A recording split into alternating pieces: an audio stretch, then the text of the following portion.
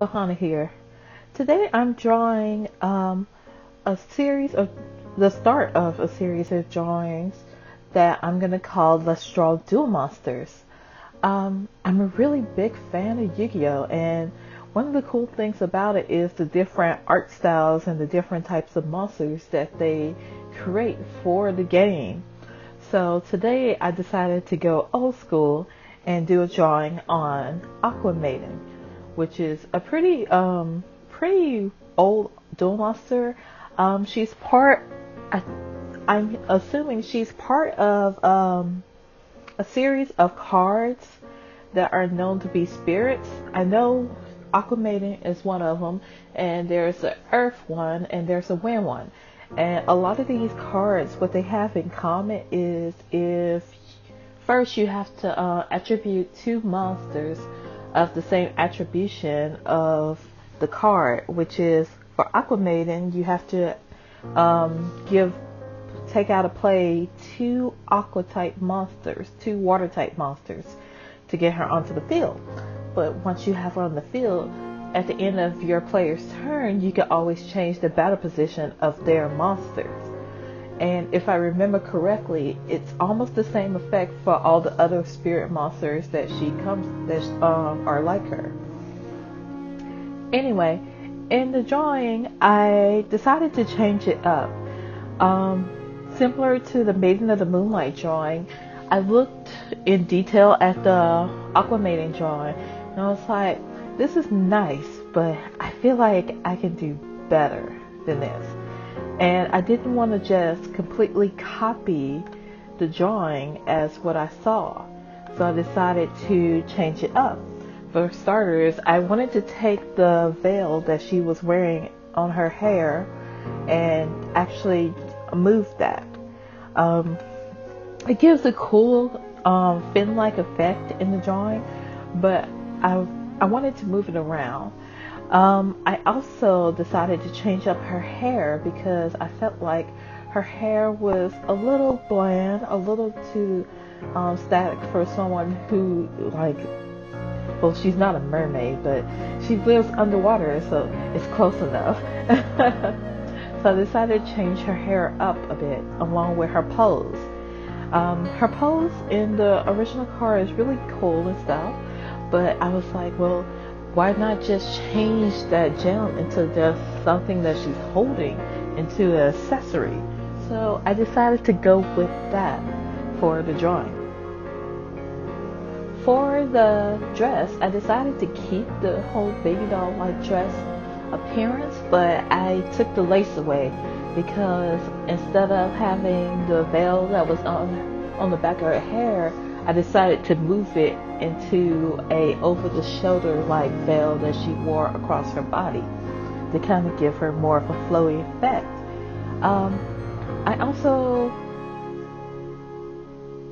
I had to wrestle a little bit with the veil because at first I had in my thumbnail sketch in my sketchbook, at first I had the veil pretty far out, but when I started doing the original drawing, I was like, well, that kind of looks silly. And then I just made that line, and I was like, you know what, that works. So I ended up bringing the veil that's wrapped around her body more closer to it, more like a cape. It took me a minute to kind of figure out how the veil should wrap around her shoulders since it's tied instead of like a shirt or like a poncho. So it took a minute, but I managed to figure that out, and then I decided to go ahead and start inking. For my inking, I decided to use the Prismacolor liners, and I was surprised. Usually I use ballpoint pens or jelly roll like pens, like paperback pens that have the jelly roll like effect to them to line my art, but the Prismacolor one worked out pretty well, so I decided to wing it with that one. And most of the drawings I do, I really like to add a bit of cross hatching to it because it looks so good in manga art when you like in some mangas you read, it looks so good when you add those lines. So I decided to add that at the bottom of her hair. After getting my line work done, I decided to go ahead and start with the coloring, and I'm using my Ohuhu brush markers. In the drawing, I'm going to be using a mixture of both because right now the brush markers for Ohuhu, they only come in 48 colors, but I have another set of I think they're the 72 colors. And I noticed that some of the colors that they have for the brush tip are in the 72 color set, so I decided to use a mixture of both. If you have Ohuhu markers and I hear some YouTubers complain that there isn't a good skin tone, if you have the 72 set or higher for Ohuhu markers and the regular markers, then there's a really nice skin tone one. I think it's called 4900 or something of that nature. But there is another option until the brush tip markers come out. I've also heard some YouTubers say that they changed the nibs out. They just buy another nib and change that nib out to make up for the lack of, a brush nib.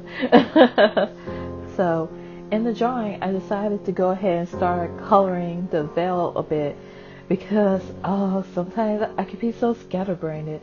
So I was afraid that I would forget, and since the veil is much lighter than the dress, by the way, in the whole piece I'm using different shades of blue or blue-green because in the original art for Aqua Spirit, she kind of runs in that color palette. There's always a bunch of cool colors. So coloring the veil earlier kind of reminded me of where the veil is going to lay, because after I put the color down, I'm going to go back over the already colored areas and add more blue to kind of give it that appearance that she's wearing a piece of cloth on her, but the cloth is see-through. So after that, I decided to go in with a really pretty marker called Cerulean. Every time I think of that, the color Cerulean, it just makes me think about Pokemon, and it makes me think about Misty. But I used that for her hair. At first, I was thinking of maybe sticking to a similar color scheme, but I felt like I wanted her hair to really pop, so that's why I chose that color. And I also add that color to her eyes and the necklace. I gotta say, the brush tip markers, they work really, really well. I've never used really brush tip markers because I never really purchased Copics myself or anything like Copics. So it was pretty interesting working with those since I was used to using bullet tip ones, since the Ohuhu markers were the first markers I ever used. So after I got my hair down, I decided to go in with a cool gray to use as my shadows. I see some artists, they would go in with a different shade of whatever color they use for the skin or the clothes, but I feel like the gray, maybe they don't like the appearance, but I feel like the gray works great as a shadow for your art as well, even if it's, colored. So after I finish going in for the shadows, I decided to go ahead and start on the background, which is a royal blue. I chose that color because I wanted to stay in the blue family, and all the markers I had was pretty limited on what color blues you can choose from.